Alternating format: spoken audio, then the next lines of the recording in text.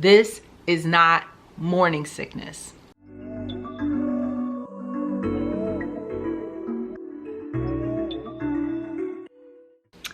Hey mamas, welcome back to the Bomb.Mom channel. Thank you so much for joining me today. If you are new to my channel, big welcome to you. Definitely don't forget to hit that like button and definitely subscribe. So as promised, I wanted to give you guys my personal experience with Hyperemesis Gravidarum. So Hyperemesis Gravidarum is a rare pregnancy illness that causes severe nausea and vomiting during pregnancy. I think they say like 1 to 1.5% of pregnant women get this illness. I was one of the lucky 1%, unfortunately. But like I said, I wanted to give you guys my personal experiences with this illness to maybe inspire or help someone who is maybe going through this or has been through this, but just to kind of give you guys some insight to what I experienced as I was going through this illness. Just to give you guys a little background on my personal pregnancy currently. Currently I'm 24 weeks pregnant, and I found out that I was pregnant really early, probably earlier than a lot of women normally do. I was around 4 weeks on the dot, like 4 weeks on the nose. I found out I was pregnant. I actually felt normal up until about 5 weeks, and then I noticed myself getting really sluggish and tired all of a sudden. So this was after I found out that I was pregnant. So I found out at 4 weeks, and then about 5 weeks, that's when I knew, like, this is a thing, I'm pregnant, like whatever. But that's kind of how the HG started. Like I started with this really just tired feeling, and I remember like my son wanting to play, and we would be sitting and playing, and I would literally be ready to fall asleep on top of the blocks that we were playing with. It was that bad, and I was really tired to the point where it was just unbearable almost. Like I had to lay down. That's literally how it felt. But then out of nowhere, I could not do anything. Like when I tell y'all, like I couldn't do anything, I ended up making like this couch that y'all see right here behind me. I ended up making this couch my bed because I could not move. Like I was so sick, and it literally hit me like a ton of bricks just all at one time. And when it hit me, it was stone cold, like can't do nothing. And I did say nothing with 2 F's, nothing. Like I could not do anything. It was that severe. It was to the point where I couldn't even stand up. I would get so dizzy when I tried to stand up that like it was really almost like I was gonna faint. Like if I were to stand up, it was like I was gonna faint. That's kind of how it hit me. One day I was in the shower and I felt like I was gonna pass out. So from like that point on, I ended up having to like sit in the shower because I knew like if I kept standing up, I was gonna fall down, and it was gonna be all bad from there. Just all bad. I'm too big to be falling in the shower. So like I literally sat in the shower, and I just remember letting the water just run on me, and I could barely wash myself. Like I was in the shower just trying to, you know, I'm sitting in the shower just trying to like wash myself. And then from that point on, I ended up just taking baths because I was scared that I might fall in the shower, like if I, you know, kept trying to force myself to stand up even though I felt so bad. But I would get out the shower and literally almost get sick every single time.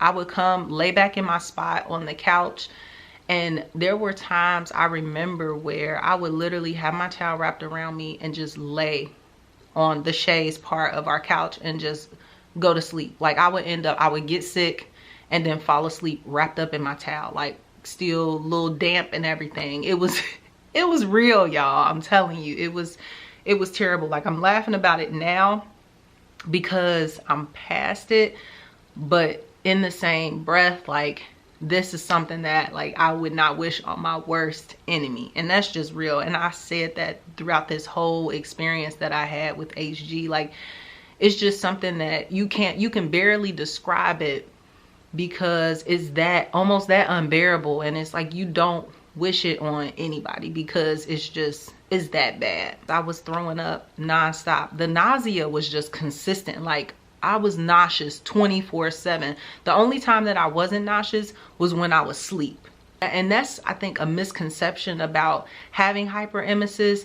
A lot of people, and I should say, I'm gonna just say it, a lot of women who have had children, they automatically assume like, oh, it's just morning sickness, like you'll be okay. Get up, go outside, take a walk. If I could get up, I would. Like, that is just a big misconception. Like, when you have HG, there is no getting up and taking a walk. You can barely sit up, let alone get up and go outside and take a walk. Like, I had trash, like I was getting sick literally.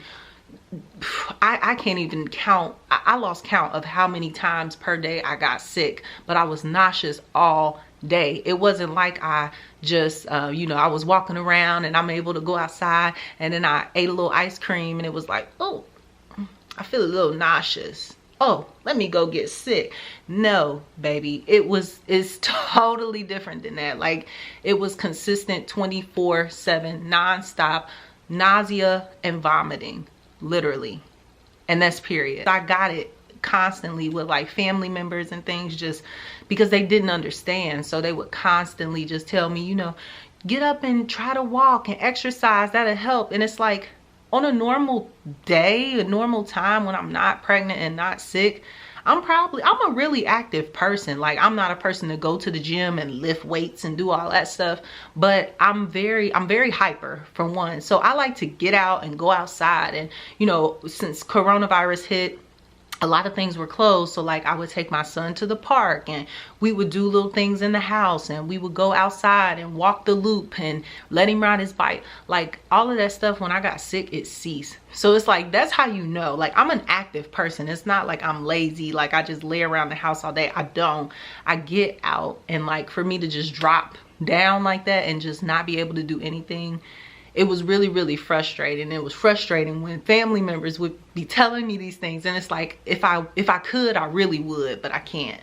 When the HG hit me really, really hard around like that 5th, 6th week, I will say that like my sense of smell and everything just got so strong. Like, it was like, and this is my second baby, so you know, I have experience with this. Like they say, every pregnancy is different. However, like with this one, just my sense of smell got really, really strong, and it was so bad to where I could literally smell toilet water. It was that bad. And so the one thing that I will never forget about this pregnancy is the toilet water. And it's like, it didn't smell like boo-boo.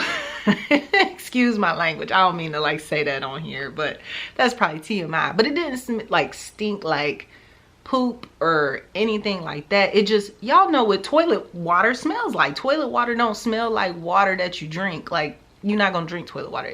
It has a smell, like a distinct smell, and that smell was just like 100 times stronger. So I would have never left the bathroom. I would have been sick. I probably would have died in the bathroom if I had tried to get my butt up and go to the bathroom and actually throw up in the toilet. When it came down to going to the doctor, it got really, really frustrating because got sick around 5-6 weeks.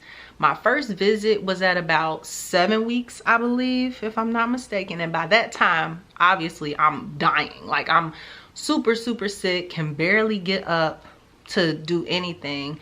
Carrying trash bags to the doctor, basically. Like, that's what I had to carry, a trash bag to the doctor. And when I got to the doctor, of course, you know, the first thing that they say is like, oh, like, it's normal. It's just morning sickness. You'll be fine. So sent me home with a medicine called diclegis. So they wanted $350 for this medication to help me stop vomiting. But guess what they said was in the medication? It was B6 vitamin and something called doxylamine. I don't know, some pregnant women, people who've been pregnant, mothers, y'all probably have heard of this like little concoction before. B6 vitamin and doxylamine is supposedly the same thing as the diclegis. Okay, So I'm trying to take this B6 vitamin and this doxylamine. Like, I'm calling my doctor because I'm still getting sick. Like, after weeks, like, I'm still sick. I'm losing weight at this point, remind you. Like, I'm dehydrated. Like, I can't eat anything, can't drink anything. It's just bad. And this B6 vitamin and this doxylamine is just not working. So go back to the doctor, and she's like, well, try taking this medication. So it was some other random medication that she gave me. Granted, I'm still sick as I don't know what. The only time that I'm getting out the house is to go to the doctor, and barely at that. And it's just, nothing is working. Like, it's that bad. We're no medication. She literally, I cannot tell you guys how many different she prescribed me maybe 3-4 things before I ended up in the second trimester and taking something else. And she asked me if I was eating. Like, girl, no, I'm not eating. I'm not able to eat. I haven't been able to eat for weeks. Like, I've been able, people say, eat crackers, eat some ginger snaps. Like, I have not been able to eat a cracker. Haven't been able to eat anything. I haven't been able to drink water. I done lost about almost 30 pounds within 5-6 weeks. So a month and some change. Like, then lost that much weight. I couldn't lose that much weight when I was actually trying to get to the weight of 140, which is the sad part. But it's like, it's just real. This is my story. Like, I literally lost so much weight. So she noticed that right off the bat. Then on top of that, they finally, my urine sample, they looked at that. I had like ketones, and like I had a UTI, probably TMI, but I had a UTI, I had ketones in my urine. I had all of this stuff going on with my urine because obviously I'm not eating right. I'm not drinking enough because everything is coming back up. Like, and this is what I have been trying to tell people. Like, I'm really sick. Like, this is not normal morning sickness. Like, this is beyond morning sickness. Like, this is something else. Like, something is wrong. So basically, she was like, yeah, you need to get over to the hospital now to get some fluids, because I was just so dehydrated, so sick, that I needed fluids. So they had to give me an IV and medication through IV. So I get to the hospital. I drive myself at this time where I had sucked it up and drove myself to the hospital, barely. Trash bag over here, scared if I'm gonna throw up. But I made it by God's grace. But got myself to the hospital, so I went right after that doctor's appointment, got myself to the hospital. I get there and they're like, yeah, your doctor called in for you to be admitted. However, you're not 12 weeks yet, so we have to admit you through ER. Remind y'all, coronavirus is like out here, just out here thriving. And so I'm freaking out at this point, like, oh my God, now I gotta sit in the ER. I'm already not feeling good. I gotta sit in the ER with all these people that might be sick and all this. It was just too much going on, but I ended up sucking it up, and they called me back fairly quick. So I ended up staying in the hospital for a little while to get the IV fluids and the vitamins and everything that I needed. And even after that hospital stay, I still felt terrible. Like, I felt like crap still. And on a serious note, my mental health started declining really, really bad during this time. As you can imagine, like, I couldn't do anything. I was sick. I was just, at this point in my life, like, I was useless to myself. I felt useless. So I'm just gonna be honest with y'all. Like, I felt like less of a woman. Like, why am I so sick? Like, why can I not take pregnancy? Like, I'm supposed to be able to handle pregnancy as a woman, and here I am dying. Like, and that's just real. And that's just how I felt. My mental health just declined terribly. And I remember like sitting here on the couch days, just as the days kept going and going and going, it's like all I was doing was sitting here in this one spot, like laying around, not really able to eat or anything, you know. And I remember kind of opening, it got to a point where I finally opened the curtains a little bit to get a little sunlight, because it was just getting depressing and dark. So when I opened that patio window, I just remember like cracking it, and it's just like, this is really sad. Like, I'm only seeing sunlight from a little crack in the window that's this big, like just laying here, and I can't do nothing. I'm not a person to say like I can't do something, and like this is one time where it was really, really hard. And in all honesty, like I couldn't, like I just really couldn't get the strength to do the things that I normally did. And that little crack in the window kept reminding me, like, God, like you could be outside. And then there were some days when it was real nice and sunny outside. I'm like, gosh, like, you know, me and my son would go out and blow bubbles or ride his bike or something. And at this point in my life, like I couldn't do that. So it really, hyperemesis really started to take a toll on my mental health. And I also remember a time where I thought to myself, like, I really just want to go to sleep and not wake up until all of this is over. It got that bad, y'all. Like it wasn't like I was wanting to die or anything like that, but I felt so bad that I really just, I wanted it to be over. And I was just helpless. Like I couldn't do anything. I just had to be miserable. It felt like a near-death experience. It really did. And then, not to mention, I actually was, because of COVID, I was already working from home technically. So I was working from home, but your girl had to take short-term disability from work because of hyperemesis. Like I could not go to work, but my work was at home. Like that's the messed up part. Like that's how sick I was. It was to the point where I could not even sit up to do my work that I was working on from home. I'm 2 classes away from graduating with my master's degree, and I had to take a term off because I was that sick. So I had to take short-term disability. I had to take time off of school because I was just, I couldn't, and all my school was online. All of my work was remote, and I still couldn't do the work that I needed to do. And that's what sucked the most. So fast forward again to the second trimester. So all of that stuff happened in the first trimester and a little bit in the second trimester. And then when I finally got to that appointment, my second trimester appointment, still had lost a lot of weight. My weight was not quite picking up the way it should have, and I'm still slimmer, a lot slimmer than I was, even though, you know, I'm 24 weeks now. I'm probably just now, I'm about 150 something pounds now compared to the 170 that I was when I first got pregnant. But fast forward to that second trimester appointment, my doctor finally prescribed me something called Zofran.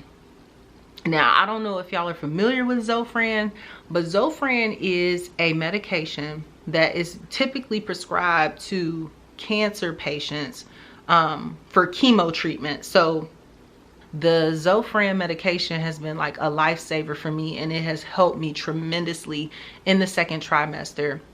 The doctor didn't want to prescribe me Zofran in the first trimester because apparently Zofran can have some weird side effects as far as on the baby. I think cleft lip or cleft palate is like a side effect that it can have on unborn children in the first trimester. So they recommend taking it after the first trimester, after like those things have like developed and all the good stuff. So but like I said, I've had ultrasounds and everything, you know, I'm 24 weeks now, and the baby is well. Baby's actually really, really good. As they said, she's doing really, really well, and she's healthy. I know a lot of people talk about not taking medications and things when you're pregnant and blah, blah, blah, blah, blah, but I can almost guarantee you that those same people who are saying that, and it's always women who have been pregnant before, those same women have never had to suffer through Hyperemesis Gravidarum. I can almost 99% guarantee you. So it's just like my baby is fine. And I've been taking the Zofran and it's helping me, because I'd rather take my chances with the Zofran than not be able to eat or drink and risk having going into preterm labor, or risk stillbirth, or, you know, some other really bad thing that can happen. So I'd rather take the Zofran. That's my personal preference, and I don't care what anybody says, because I feel better now and my baby is healthy. So that's all that matters to me. But my energy is up a little more.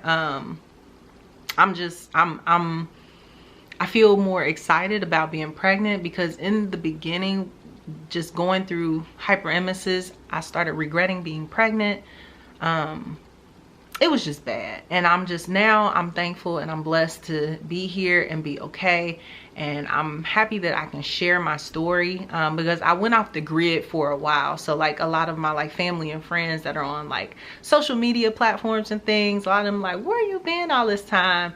And it's like, I had to detach myself from social media for a while, because I went through that depression stage. I started feeling really depressed, like I said, and I started feeling really depressed, and I needed a break. I needed to remove myself from that. With the time that I was able to just be here and be in the moment and be sick, of course, I was able to pray. I was able to thank God for just being able to be here, for one. I was able to surf the internet a little more. I was on YouTube, probably like you guys are now. I was on YouTube and I was you know, researching hyperemesis and looking at different women who had went through this, and a lot of what they had to say definitely helped me and encouraged me to keep going, because what I learned through this process,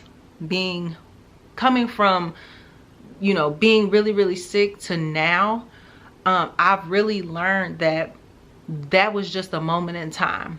Even though during that phase, I wanted to end it. Like I didn't want to exist in that moment. To now, I just feel like it was a moment in time.